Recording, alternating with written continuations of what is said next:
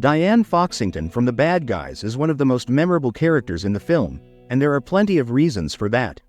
In this video, we're gonna take a closer look at who she really is and why she stands out so much in the movie. When we first meet her, she's introduced as the beloved governor of the city. Right away, we can see that she carries herself with a lot of confidence and intelligence. She knows how to take charge and has a natural air of authority about her. But what makes Diane so interesting is that there's much more to her than just her polished professional image. Beneath all that, she has a sharp understanding of criminals. In fact, she understands them better than most people would expect. Did you see their last job? Unsecured exits, crude disguises, compulsive showboating. I mean, it was a mess. All the classic signs of a crew in decline. Next, they're gonna make it personal. That's when you know they're toast. This is no accident. Diane's experience goes far beyond just being a politician. As we learn later in the movie, she is not just the governor, she's also the Crimson Paw, a notorious and highly skilled criminal who was never caught. Before she became the respected leader that everyone looks up to, Diane was one of the best thieves the world had ever seen. The Crimson Paw was a name that struck fear into the hearts of the criminal underworld. She was practically a legendary figure, someone whose heists were always pulled off without a hitch. Guess I'm still the best bad guy the world has ever seen. There was no job too complicated, no security system too tough for her to crack. She could steal anything, and no one would ever know she was there. It was like she had perfected the art of getting in and out without leaving a trace. But at some point, she made a choice that would change the course of her life. She decided to walk away from her life of crime. She left behind the world of heists, plans, and evading the law in favor of a new path. Unlike the other bad guys in the film who are still figuring things out, Diane has already shown that being good doesn't mean being weak.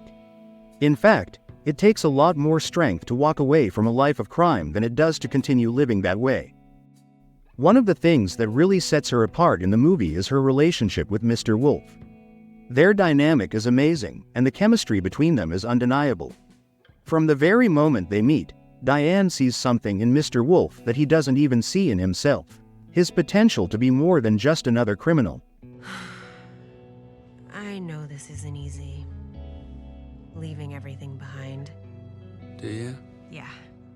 I was the best thief in the world.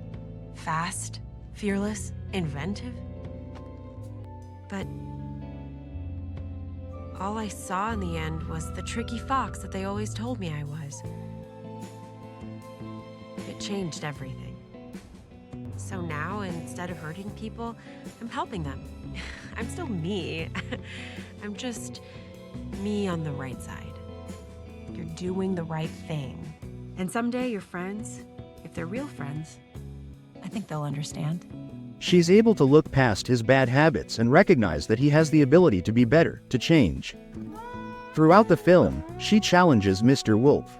She doesn't just tell him what to do or try to guilt him into changing. Instead, she treats him with respect, pushes him to think differently, and ultimately inspires him to become a better version of himself. What makes their relationship so unique and refreshing is that Diane doesn't try to force him into becoming someone he's not. She doesn't preach at him or make him feel guilty for his past actions. Instead, she leads by example. She shows him that change is possible, not just by telling him to be good, but by showing him how she herself has changed. She proves that it's not just talk, change can happen, and it's possible to leave a past behind and grow into something better. This is exactly what Mr. Wolf needs. He doesn't need someone telling him that he should be good, or making him feel like he has to change. He needs someone who demonstrates that change is real and achievable. Diane is the perfect person to do that. She doesn't preach, she simply lives by example, showing Mr. Wolf that it's possible to be more than just a bad guy.